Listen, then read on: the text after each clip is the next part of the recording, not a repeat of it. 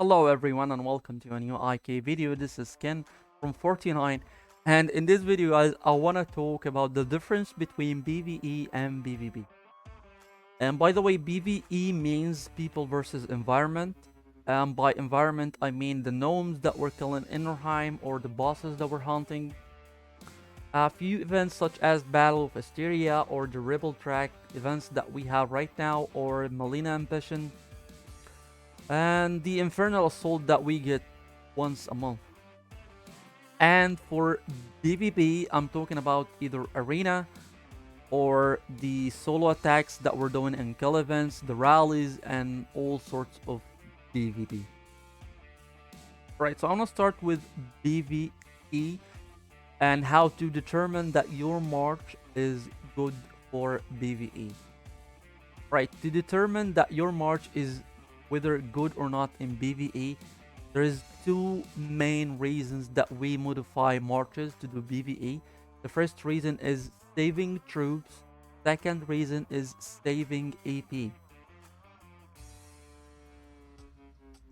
Alright, and to do so, there is a set immortals that you can use that's gonna make your life a lot easier, either hunting bosses or attacking gnomes or doing any kind of events that I mentioned.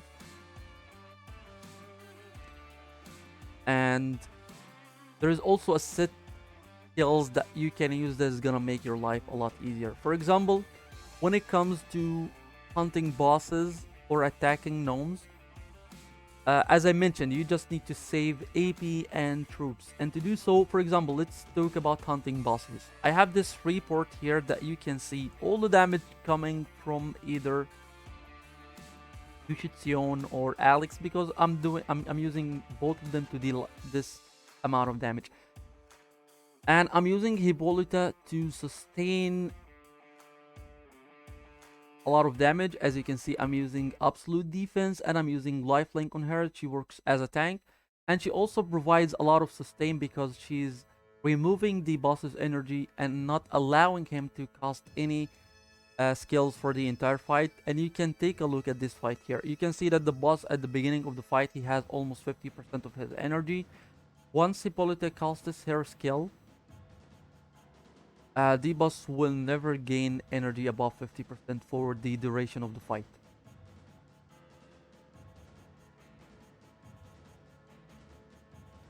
Again, I want you to take a look at the boss's energy bar. He will never be able to cast a skill for the duration of the fight. This is why I talked about Hippolyta in a different video, and I said that she is the most important immortal to have in early game fully developed, because she's gonna make your life a lot easier. You can see here the boss only delivered normal attacks, and even though 3 of these normal attacks has been dodged. Alright, this makes this march here the best to use, at least for me, against bosses. This set of immortals here makes it just perfect on bosses. Alright, so can I use my main march here to hunt bosses? Definitely not, because this is not how it was built. It was built for an entirely different reason, which is what I'm gonna talk about, is PvP. So how to determine that your march is good for PvP? Simply winning. You just need to win whichever march that this march was built to counter, and doesn't matter how much losses, the lower the losses, the better. However, you just need to win. I mean, whenever you're sending an attack, you just need to break the march in garrison and break the wall. This is how to determine that your march is good. And the lower the losses, the better your march. Right, so how to determine? So for example, I built this march here that you're seeing to counter earth marches. And this is why I'm using a lot of sustained skills on Ragnar, and all the other skills are offensive skills to deliver enough damage to go through Charles' shields and Zenobia's heals and deal enough damage to take this march down. How to determine this march is good? Simply to win. You need to beat earth marches. How to determine that this march is good? Simply, I built this march here to do okay. I didn't even build it to beat the mixed wind earth marches. I built it to do okay versus wind earth marches, and actually it is doing great.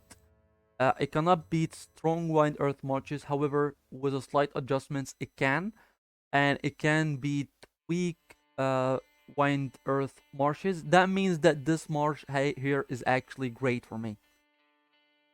It is delivering whatever reason that it was built for, and this is why this march here is a success. And this march here is built to counter mages such as fire marches and water marches, and actually it is doing great. This is why I'm using Malice and I'm using Resist. Okay, this march here is great. Can I use this march to hunt bosses? Definitely not. Can I use this march to hunt bosses? Definitely not. It will not be as good as this march here. Either for spider or bosses, both are almost the same. Can I use this march to attack people in kill events? Definitely not, because this is not why it was built. It was built for an entirely different reason, and it is a success for this reason. So this is how to determine the difference between PvP and PvE. For PvP, simply you need to win. For PvE, you need to save troops and you need to save AP. And by saving AP, I mean whenever you're attacking a boss, you simply need to one-shot it, and you don't have to use the double AP buff that is available for us here, the multiple damage. Actually, it consumes triple AP, not double. And as for the other forms of PvE, there is also the Battle of Asteria and the Rebel Tracks and the Infernal Salt. I think most important one of those is the Infernal Salt, since we do a lot to gather gold. So I made an entirely different video for Infernal Salt. I'm gonna leave the link down below explaining everything about it, explaining the marches that I'm using. Everything will be in this video, guys. So this will be all for this video. Thank you so much for watching and have a wonderful day. Don't forget to subscribe to the channel, of course.